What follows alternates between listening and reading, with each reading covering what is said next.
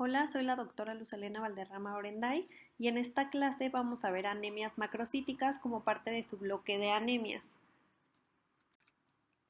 ¿Qué vamos a revisar? Pues vamos a ver un poquito la definición de la epidemiología, cuáles van a ser nuestras causas de anemias macrocíticas, cómo es que las vamos a abordar y nos vamos a enfocar principalmente en las anemias megaloblásticas que van a ser las más comunes, específicamente las de deficiencia de vitamina B12 y la deficiencia de folatos. Para empezar, tenemos que conocer la definición de una anemia macrocítica.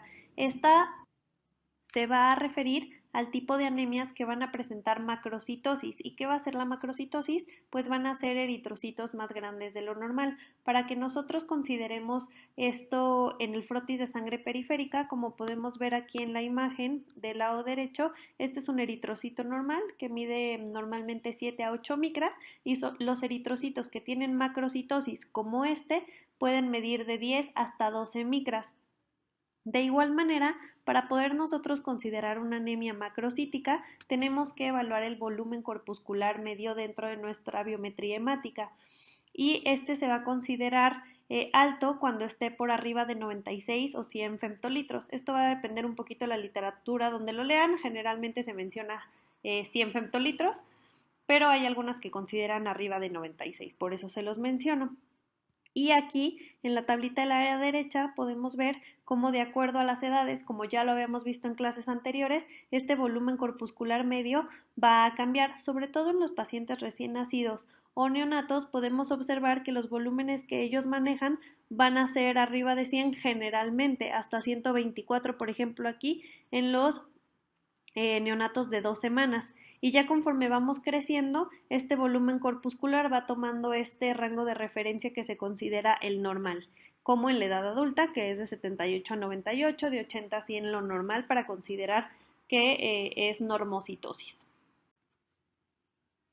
En cuanto a la epidemiología, pues vamos a tener que a nivel mundial la macrocitosis va a afectar del 2 al 4% de la población mundial. Esto no quiere decir que tengan anemia, solamente esta afección en los eritrocitos. Sin embargo, de esta población con macrocitosis, el 70% sí van a estar cursando con una anemia. Las causas principales van a ser deficiencias nutricionales, específicamente de vitamina B12 y de folatos, así como el alcoholismo. Específicamente en población mujeres de edad media, la causa de esta anemia macrocítica puede ser una enfermedad autoinmune y en el caso de los ancianos, esta puede ser por una alteración medular de manera más común o hipotiroidismo. Además, en estas personas mayores a 60 años vamos a tener que va a haber una mayor prevalencia de deficiencia de vitamina B12. Ya enfocándonos en las causas de anemia macrocítica de manera general, vamos a tener diferentes mecanismos por el cual se va a generar esta anemia. Primero vamos a revisar un poquito el algoritmo que hemos estado viendo desde la clase de generalidades de anemia, en la cual tenemos un paciente que tiene anemia, nos vamos específicamente a evaluar el volumen corpuscular medio, que si lo encontramos alto, mayor como ya mencionamos a 100 femtolitros, pues podemos considerarla una anemia macrocítica. Posteriormente nos vamos a ir hacia los reticulocitos para ver si es una anemia macrocítica regenerativa o arregenerativa y dentro de la arregenerativa o con reticulocitos normales, aquí es donde vamos a encontrar específicamente el alcoholismo y la deficiencia de vitamina B12 o folatos que como mencionamos va a ser la principal causa. Y en cuanto a las anemias regenerativas, pues van a estar generalmente dadas por cuadros de hemólisis, ya sea inmune o no inmune, como causa más frecuente.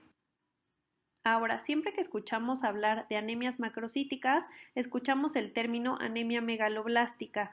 Sin embargo, no son un sinónimo. La anemia megaloblástica, si bien va a ser una anemia macrocítica, va a ser solamente una de las causas de anemia macrocítica, no va a ser como tal el causante de todas las anemias de este tipo. ¿Y cómo lo vamos a diferenciar? Pues a qué se refiere el término anemia megaloblástica. Se refiere al conjunto de anemias con macrocitosis que van a tener una alteración en la síntesis de ADN en los precursores eritrocitarios. Entonces, ¿Cuáles van a ser las causas de anemia megaloblástica? Como vamos a ir viendo más adelante la fisiopatología, van a ser la vitamina B12, los folatos y algunos medicamentos que alteran esta síntesis de ADN como los antirretrovirales, la satioprina, 6-mercaptopurina, metotrexate, cladribina, generalmente estos medicamentos quimioterapéuticos utilizados en pacientes con cáncer. Y fuera de las anemias megaloblásticas, otras causas de anemia macrocítica van a ser por eritrocitos inmaduros, por deficiencia, por ejemplo, de eritropoyetina o en una anemia plásica, ya sea congénita o adquirida, en una alteración medular primaria, como es el caso del síndrome mielodisplásico o algunas otras anemias aplásicas congénitas o un linfoma grande granular. También, por ejemplo, vamos a tener anemias macrocíticas que tengan anormalidades en los lípidos y esto generalmente va a causar un defecto en la membrana del eritrocito que justo va a dar este efecto de macrocitosis y esto lo podemos observar específicamente en enfermedad hepática o en hipotiroidismo. Y como ya habíamos mencionado, también una de las causas frecuentes de anemias macrocíticas va a ser el alcoholismo. Sin embargo, hay algunas teorías de por qué se da esta macrocitosis, aunque el mecanismo como tal es desconocido. La teoría es porque se cree que pudiera generar un cambio en la membrana eritrocitaria, al igual que las patologías de anormalidades en los lípidos, esto por el acetaldehído, que va a ser el producto de degradación metabólico del alcohol, y pues este daño a la membrana del eritrocito va a dar este efecto de macrocitosis.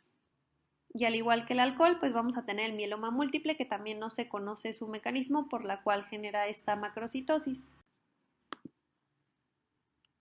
Entonces, ya pasando al abordaje de este tipo de anemias, pues como hemos visto en las otras clases, primero que nada necesitamos una biometría hemática. De ahí vamos a evaluar sobre todo el volumen corpuscular medio y todos los demás índices eritrocitarios que ya hemos visto, seguido de nuestros reticulocitos para complementar si es una anemia arregenerativa o regenerativa.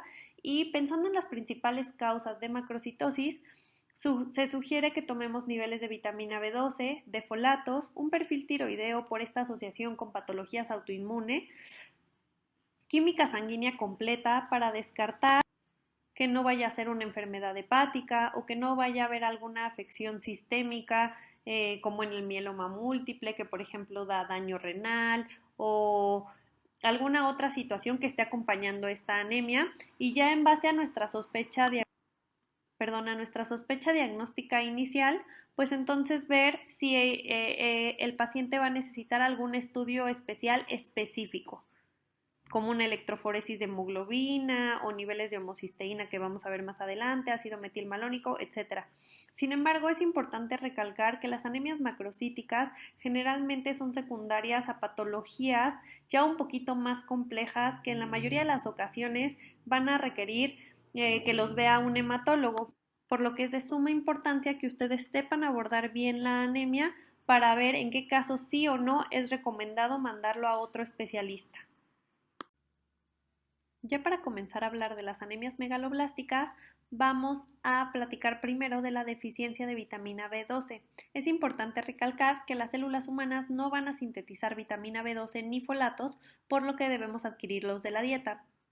A la vitamina B12 también la conocemos como cobalamina y esto va a ser por la presencia de cobalto dentro de su molécula. Como ya mencionamos, la fuente principal van a ser productos animales, entre ellos la carne, el huevo y la leche, que van a ser alimentos ricos en vitamina B12. Nuestros requerimientos diarios van a ser de 0.4 a 2.4 microgramos al día, que si vemos pues realmente no es una gran cantidad, y nuestros depósitos van a ser de 2 hasta 5 miligramos. Estos los vamos a encontrar principalmente en el hígado y es importante conocer más o menos cuánto tenemos de depósitos porque justamente para que nosotros presentemos una deficiencia de vitamina B12 van a pasar años, de 1 hasta 2 años. Y eso va a ser importante sobre todo cuando hablemos ya de la clínica y de la sintomatología que nos va a generar esta patología. Dentro de las causas de deficiencia de vitamina B12 vamos a tener dos mecanismos principales. El primero, la absorción alterada y el segundo, una baja ingesta. En cuanto a las patologías que nos van a alterar nuestra absorción, la causa principal va a ser la anemia perniciosa. Aquí vamos a encontrar anticuerpos específicos contra el factor intrínseco o contra las células parietales que, como vamos a ver más adelante en el metabolismo, van a ser cruciales para la absorción de la vitamina B12. De igual manera, la enfermedad de Crohn va a alterar su absorción por un daño directo en los enterocitos. Otra causa van a ser parásitos, específicamente la tenia de los peces, que la vamos a adquirir por el consumo de pescado de agua dulce, ya sea crudo o mal cocido, que tenga justo estos quistes del parásito dentro del alimento que estamos consumiendo. Otra de las causas va a ser un bypass gástrico y aquí se va a alterar la absorción porque el alimento junto con la cobalamina no va a pasar por el estómago y esto va a evitar que se una al factor intrínseco, que ya veremos más adelante qué es lo que sucede, pero favorece su absorción. En cuanto al segundo mecanismo, que es la baja ingesta, principalmente vamos a tener a las personas que consumen una dieta vegana, porque como ya habíamos visto anteriormente, la vitamina B12 la vamos a obtener de productos animales. ¿Y cómo es que se va a dar la deficiencia en estas personas? Solamente si no tienen una suplementación adecuada, recordando que nuestros depósitos van a durar años, por lo que para que nosotros veamos alguna repercusión de esta dieta tienen que pasar ya varios años de que la hayan implementado, sin suplementación alguna. Hablando ya del metabolismo de la vitamina B12, vamos a tener que nosotros vamos a ingerir un alimento rico en vitamina B12, el cual va a pasar al estómago. En el estómago va a requerir de la pepsina para poder ser liberado y quedar la vitamina B12 libre, y esta vitamina B12 se va a unir a la aptocorrina. La aptocorrina va a ser muy importante ya que va a ser un complejo que va a darle alta afinidad por el pH de la secreción gástrica y va a permitir su paso hacia el intestino delgado para continuar con su proceso de absorción. De igual manera, se va a estar liberando factor intrínseco por las células parietales del estómago, que como ya mencionamos anteriormente va a ser crucial para la absorción de la vitamina B12. Una vez que ya tenemos dentro del intestino este complejo aptocorrina, vitamina B12 y factor intrínseco libre, vamos a requerir de las enzimas pancreáticas que van a justo deshacer este complejo de la aptocorrina con la vitamina B12 para que se pueda unir esta al factor intrínseco. Este complejo ya unido, factor intrínseco y vitamina B12, es el que se va a absorber por medio de los enterocitos en el sitio del ilion terminal, y para que se pueda absorber va a requerir de unos receptores que se van a llamar cubilina, que se van a encontrar justo en la membrana vasolateral de los enterocitos y que van a favorecer su absorción. Finalmente, ya dentro de la célula se va a separar nuevamente el factor intrínseco de la vitamina B12 y esta se va a unir a la transcobalamina 2 para poder liberarse hacia la circulación y poder ir a los sitios donde va a ejercer su función. Entonces vamos a tener dos transcobalaminas aquí que van a ser importantes. La transcobalamina 1, que también es la aptocorrina que ya habíamos mencionado, en la cual va a estar presente el 80% de la vitamina B12 que nosotros tenemos, y la transcobalamina 2, que va a ser la encargada de transportar el otro 20% de vitamina B12 a lo largo de toda nuestra circulación para llevarlo a los sitios de acción. Va a haber dos sitios principales de acción de la vitamina B12. Una, el hígado, donde se va a quedar como depósito, y dos, la médula ósea para poder hacer sus funciones dentro de la síntesis de ADN. Aparte de la síntesis de ADN, la vitamina B12 va a tener otra función dentro de las mitocondrias a nivel celular en la oxidación de los ácidos grasos. Su función la va a realizar como una cobalamina y va a actuar como coenzima de la metilmalonil coenzima mutasa para hacer su cambio a succinilcoenzima A. ¿Y esto por qué va a ser importante? Porque el hecho de que se cambie esta a succinilcoenzima A va a disminuir o va a reducir los niveles de ácido metilmalónico en el cuerpo, que como veremos más adelante en la sintomatología van a ser tóxicos para el cuerpo. Entonces, una de sus funciones es como cofactor de la metilmalonilcoenzima A para su paso a succinilcoenzima A. Y esto lo va a hacer de forma de adenosilcobalamina. En cuanto a la síntesis de ADN, la vitamina B12 va a ser esencial para esta formación de precursores celulares. Esto se va a dar en el ciclo de la metionina. ¿Y dónde es que va a actuar? Tenemos aquí la vitamina B12 que va a agarrar un grupo metil del metiltetrahidrofolato. ¿Y esto para qué? Para usarlo como un cofactor de la metionina sintetasa en el cambio de homocisteína a metionina. ¿Y esto para qué nos va a servir? Para disminuir los niveles de homocisteína en el cuerpo, que también van a ser dañinos, que ya vamos a ver un poquito más adelante. Además de que va a favorecer que se esté generando este ciclo de adenosilmetionina, en el cual se van a generar diversas metilasas que se van a utilizar en más de 40 reacciones metabólicas. Dentro de estas reacciones metabólicas va a ser la formación de formil tetrahidrofolato, que como vamos a ver más adelante va a ser el encargado de generar los diferentes nucleótidos para la síntesis de ADN. De igual manera, a la hora de que nosotros quitamos este grupo metil del tetrahidrofolato, este se va a convertir en tetrahidrofolato, que a su vez va a adquirir un grupo metileno de un aminoácido que tenemos en el cuerpo que se llama serina, y nuevamente va a formar el formil tetrahidrofolato para la síntesis de nucleótidos, así como va a ayudar para la formación de deoxiuridina, a timidina y nuevamente también nucleótidos para la síntesis de ADN. Una vez que ya entendimos el metabolismo en la deficiencia de vitamina B12, ya podemos hablar de la clínica. Como ya vimos, esto va a ser una anemia macrocítica. Entonces, al igual que los diferentes tipos de anemias, nos va a dar la clínica de un síndrome anémico. Podemos tener palidez, astenia, dinamia, cefalea, palpitaciones o disnea. Sin embargo, las afecciones que vamos a ver aquí se van a dar por la afección en la síntesis de ADN. Al haber una afección directa en los precursores dentro de la médula ósea, primero van a ser liberados prematuramente y siendo estos más grandes e inmaduros. Es lo que nos va a dar la macrocitosis. Aquí tenemos un eritrocito que es normal, que es maduro, que ya no tiene núcleo. Sin embargo, ante la falta de estos eritrocitos, se van a liberar estos macrocitos, que si vemos aquí va a ser una célula mucho más grande, que aún va a tener núcleo, que en relación núcleo-citoplasma pues va a estar alterado, y esto es lo que van a llamarse macrocitos. En cuanto a la serie blanca, que también pues se va a producir en la médula ósea, vamos a encontrar estos cambios megaloblásticos, es decir, células mucho más grandes y también con afección en su núcleo, que lo normal sería, como vemos en esta imagen, los glóbulos blancos, específicamente los segmentados, tengan 3 hasta 4 núcleos, y con esta afección vemos lo que se conoce como polisegmentados, que tienen más de 5 núcleos y además de los cambios megaloblásticos.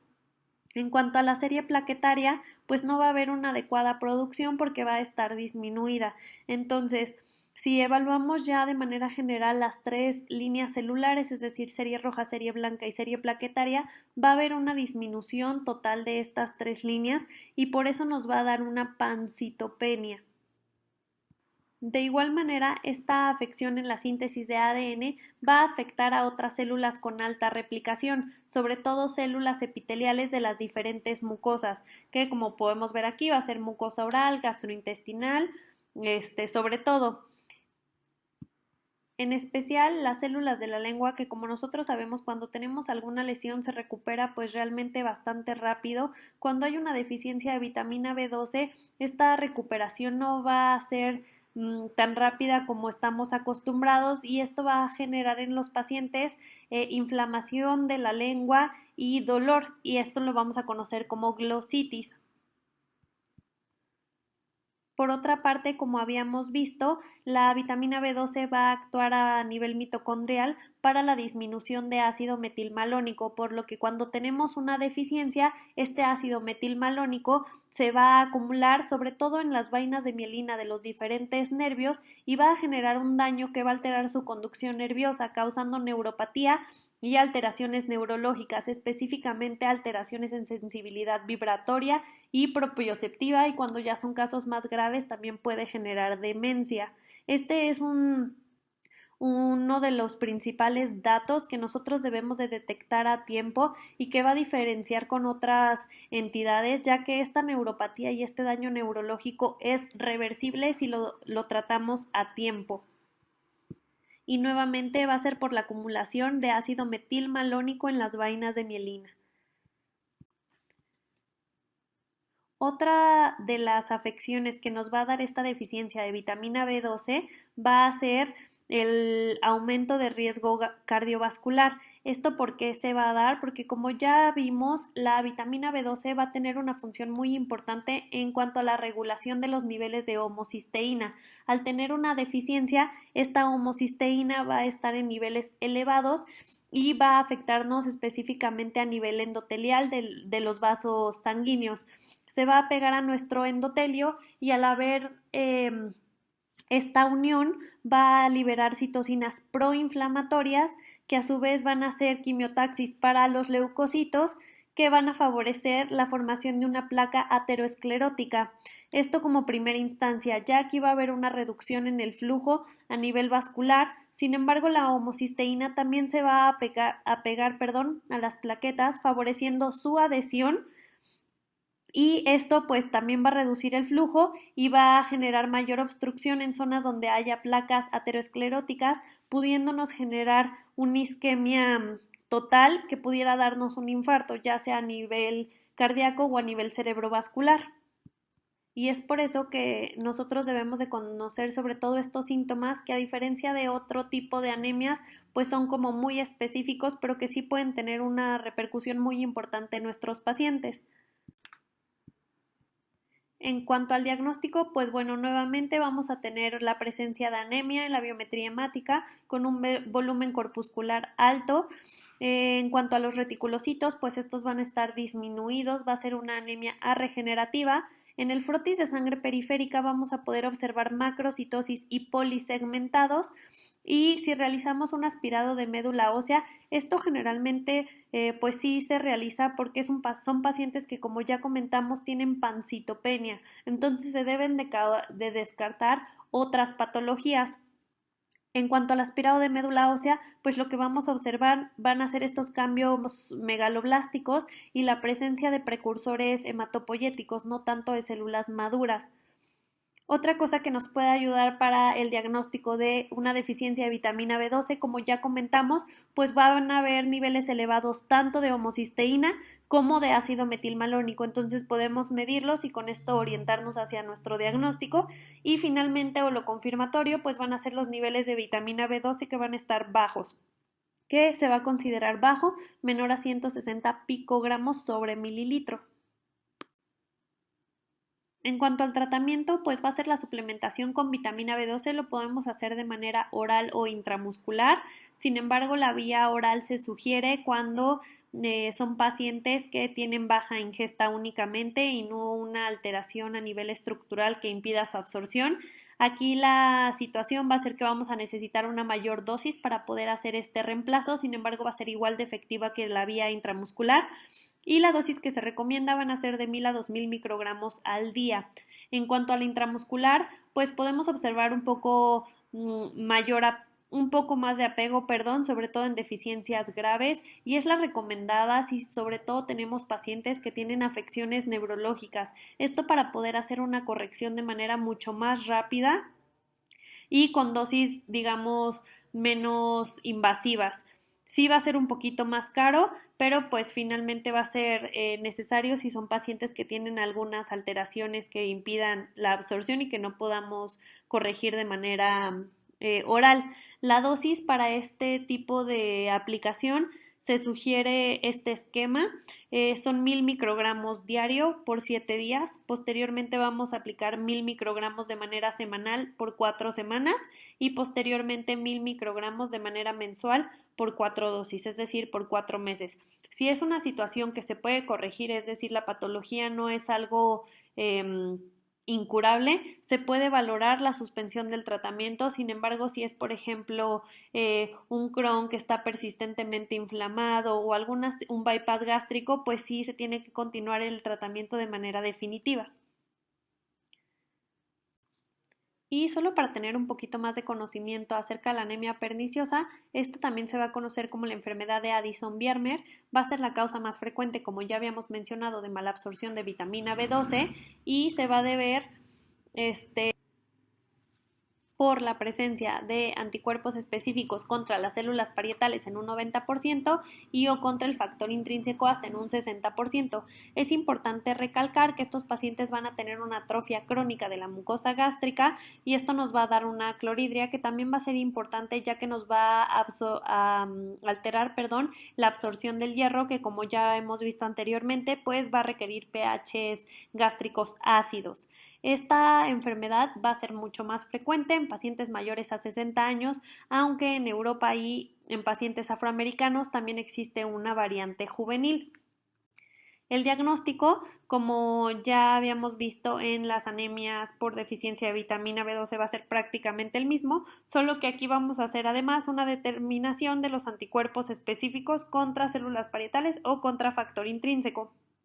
Anteriormente había una prueba que es importante que ustedes conozcan, que es el test de Schilling, que su objetivo era valorar justamente esta absorción de vitamina B12 por vía enteral. ¿Cómo lo hacían?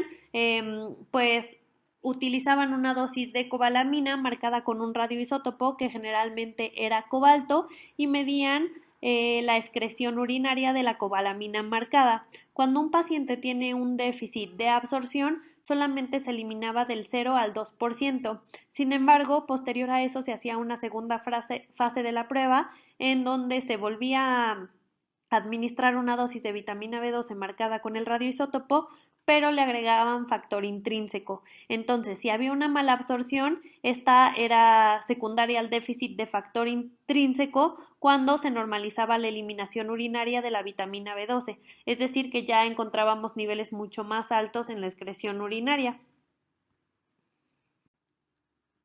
Y pues bueno, eso fue todo de la deficiencia de vitamina B12. Ahora vamos a pasar a hablar de la deficiencia de folatos, que va a ser un trastorno clínico que se va a producir debido a la concentración baja de folato en el organismo y que va a ser también de las causas más comunes de las anemias megaloblásticas. Recordar nuevamente que las células humanas no van a sintetizar folatos, por lo que es importante adquirirlo también de los alimentos. Al ácido fólico también se le va a conocer como ácido teroilmonoglutámico o vitamina B9. Los alimentos que lo van a contener también van a ser productos vegetales, a diferencia de la vitamina B12, o sea, aquí pueden ser animales o vegetales, y principalmente los alimentos de hojas verdes, hígados, cítricos o actualmente los cereales que ya vienen fortificados con ácido fólico, pues van a ser una fuente importante en nuestro consumo. Los depósitos, a diferencia de la deficiencia de vitamina B12, nos van a durar de 4 a 6 meses, ya que nuestros requerimientos van a ser un poco mayores. Aquí tenemos, de acuerdo a la edad, como en pacientes, por ejemplo, menores a 6 meses, el requerimiento va a ser bajito, de 65 microgramos al día. Sin embargo, en situaciones de crecimiento, como por ejemplo adolescentes, va a subir a 400 microgramos, en embarazo hasta 600 microgramos al día y pues lactancia 500 microgramos al día.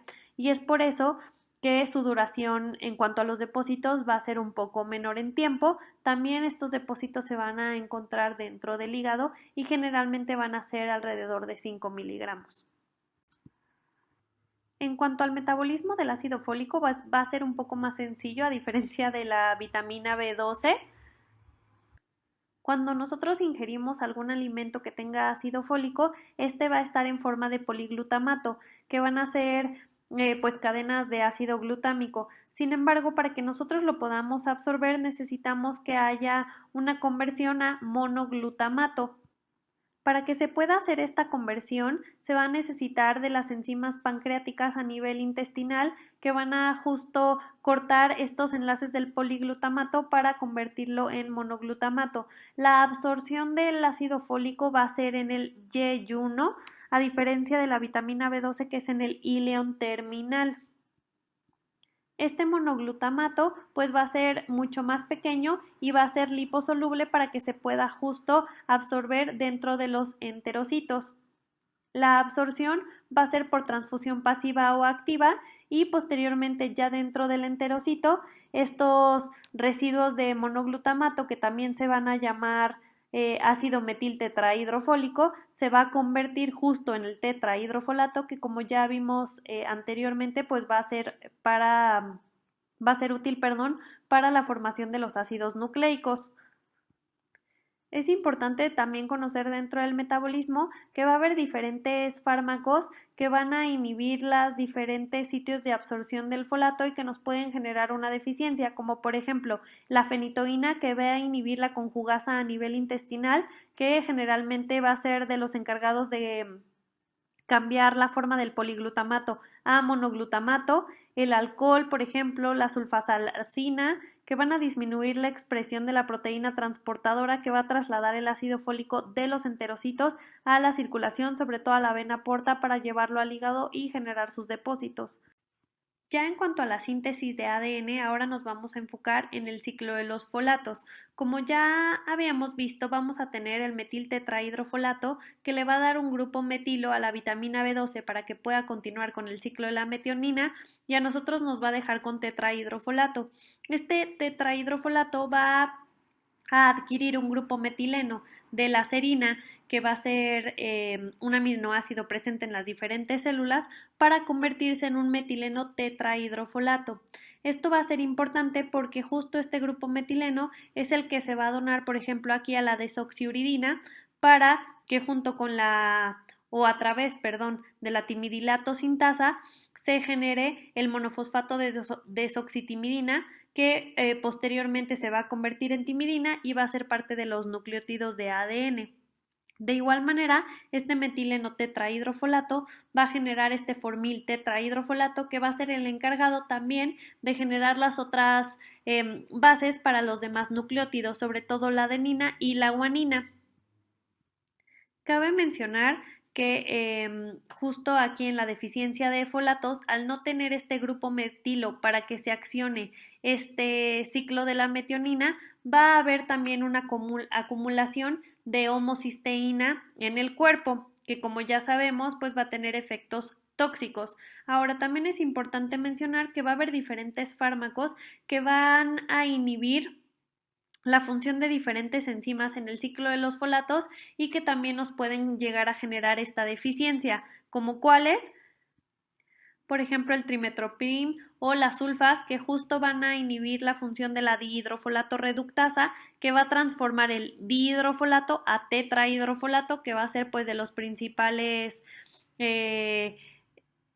enzimas o de los principales sustratos para continuar con la síntesis de ADN. Además de la síntesis de ADN, el ácido fólico también va a ser necesario para el cierre del neuroporo anterior y posterior dentro de la gestación. El neuroporo anterior se va a cerrar durante el día 23 de la gestación y el neuroporo posterior durante el día 26 de la gestación. Esto va a ser un paso crucial para el desarrollo de nuestro sistema nervioso central. Cuando estos neuroporos no se cierran de la manera adecuada, por ejemplo, el neuroporo anterior nos va a dar anencefalia o ausencia de algún lóbulo cerebral, y cuando hay alteraciones en el cierre del neuroporo posterior, podemos observar pacientes con espina bífida o con cierre incompleto de las meninges o de las vértebras. Es por eso la importancia de hacer una adecuada suplementación a todas nuestras embarazadas, ya que si son pacientes que no llegan en buenas condiciones al embarazo, podemos tener estos problemas. Recordar que los depósitos de ácido fólico nos van a durar alrededor de 4 a 6 meses. Ya hablando un poco de la clínica de deficiencia de folatos, pues al igual que en los demás síndromes anémicos, vamos a tener estos síntomas inespecíficos como palidez, astenia, adinamia, cefalea, palpitaciones o disnea, y al igual que en la clínica de la deficiencia de vitamina B12, vamos a tener esta alteración en la síntesis de ADN que nos va a condicionar una alteración en los precursores hematopoyéticos, generando que estos se liberen de manera prematura a la circulación y que tengan alteraciones en su morfología. Como ya habíamos mencionado, vamos a encontrar estos macrocitos que van a ser los eritrocitos, que van a ser mucho más grandes en su tamaño y que van a tener esta alteración en su relación núcleo-citoplasma, teniendo un núcleo mucho más grande, a diferencia de un eritrocito maduro que ya ni siquiera tiene núcleo. En cuanto a la serie blanca, pues estos cambios megaloblásticos, es decir, unas células mucho más grandes y con alteraciones también en su núcleo, que como ya habíamos mencionado, van a ser sobre todo en los segmentados, que se van a llamar polisegmentados, porque van a tener más de 5 núcleos. Y en cuanto a la serie plaquetaria, pues esta alteración en su producción o disminución más bien en su producción, que nos va a generar la pancitopenia. De igual manera, pues nos va a dar estos cambios a nivel de las diferentes epitelios, sobre todo a nivel de la lengua, que nos va a dar la glositis. Y como ya habíamos mencionado también en la vitamina B12 y vimos en la diapositiva anterior de la síntesis de los folatos, al no poder dar este grupo metil a la vitamina B12 para que continúe en su ciclo de la metionina, va a haber esta acumulación también de homocisteína, que si recordamos pues va a generar este aumento en la formación de la placa aterosclerótica por liberación de citocinas proinflamatorias cuando se pega al endotelio, acumulación de leucocitos y también favoreciendo la adhesión plaquetaria como parte de este daño a nivel endotelial. Entonces tenemos una clínica que va a ser muy parecida a la deficiencia de vitamina B12, solamente recalcar que en esta patología de deficiencia de folatos no va a haber acumulación de ácido metilmalónico y por lo tanto no va a haber un daño a nivel neurológico, es decir, no vamos a tener las alteraciones de propiocepción o de vibración, no vamos a tener las neuropatías, ¿ok? Entonces ese es un dato clínico muy importante a considerar y que nos puede hacer la diferencia entre las dos entidades, que como bueno ya vamos a ver ahorita más adelante en el diagnóstico, pero clínicamente nos puede apoyar al diagnóstico los datos neurológicos hacia deficiencia de vitamina B12 o la ausencia de estos hacia más una deficiencia de folatos. En cuanto a las causas de deficiencia de folatos, de igual manera vamos a tener varios mecanismos, sobre todo aumento en la demanda, esto en situaciones que ya habíamos mencionado, sobre todo de alto crecimiento que requieren una mayor replicación a nivel celular, como específicamente en la adolescencia, en el embarazo, en la lactancia, o también por baja ingesta cuando tenemos pacientes que tienen una dieta muy restrictiva, sobre todo mayor a 6 meses, recordando pues por los depósitos, que es el tiempo de duración aproximadamente, o situaciones en las que tengamos baja absorción, como cuáles que ya habíamos mencionado, algún medicamento que actúe pues a nivel intestinal, como la fenitoína, que justo va a alterar en los receptores de absorción a nivel de los enterocitos, o el cambio que ya habíamos mencionado a nivel del tetrahidrofolato por medio del trimetoprim o las sulfas, el alcohol también, las diversas quimioterapias específicamente como el metotrexate, que también van a actuar sobre la metiltetrahidrofolato reductasa, o alguna enfermedad gastrointestinal que genere un estado proinflamatorio, sobre todo a nivel de yeyuno, y que impida que pues la absorción se lleve a cabo pues de una manera normal. En cuanto al diagnóstico, pues básicamente va a ser lo mismo que en la deficiencia de vitamina B12, pues vamos a tener un paciente que tiene una anemia en la biometría hemática, que va a ser una anemia macrocítica porque va a tener un volumen corpuscular alto. También los reticulocitos van a estar disminuidos porque justo no tiene este sustrato, los precursores para su regeneración. En el frotis de sangre periférica, los mismos datos, macrocitosis con presencia de polisegmentados en la serie blanca. Y en cuanto al aspirado de médula ósea, que como ya habíamos mencionado, generalmente se va a realizar por la pancitopenia para descartar cualquier otro tipo de patologías, pues vamos a encontrar estos cambios megaloblásticos y con detención en la maduración, porque va a haber presencia de precursores, pero no de células maduras como tal. Aquí es donde vamos a tener un poquito las diferencias. A diferencia de la vitamina B12, aquí solamente vamos a tener elevada la homocisteína. Sin embargo, el ácido metilmalónico se va a encontrar de manera normal, ya que pues los folatos no tienen ninguna interacción en cuanto a la producción de el ácido metilmalónico. Y en la vitamina B12 vamos a tener elevados tanto la homocisteína como el ácido metilmalónico. Y ya el diagnóstico confirmatorio pues va a ser con los niveles de folatos que van a estar bajos, que se consideran bajos cuando son menores a 4 nanogramos sobre mililitro. En cuanto al tratamiento, pues se recomienda la suplementación oral o parenteral, ya sea el caso de cada paciente. La primera línea siempre va a ser suplementación oral y la dosis va a ser de 1 a 5 miligramos al día. Se recomienda dar este tratamiento en cuanto a deficiencia por lo menos de 1 a 4 meses y si tenemos una causa que es irreversible, pues tratamiento de manera indefinida. En cuanto a la suplementación parenteral, pues va a estar indicada cuando tenemos una contraindicación justamente para la vía oral o en pacientes que tenemos muy sintomáticos. La dosis va a ser de 0.4 a 1 miligramo al día y también se recomienda una dosis de 0.4 a 0.8 microgramos al día, sobre todo en pacientes embarazadas o que estén lactando. Entonces, pues eso sería todo en cuanto a anemias macrocíticas. Espero que les haya quedado claro y si tienen alguna duda, pues igual me pueden escribir. Aquí les dejo mi correo y con todo gusto se las puedo resolver. Gracias.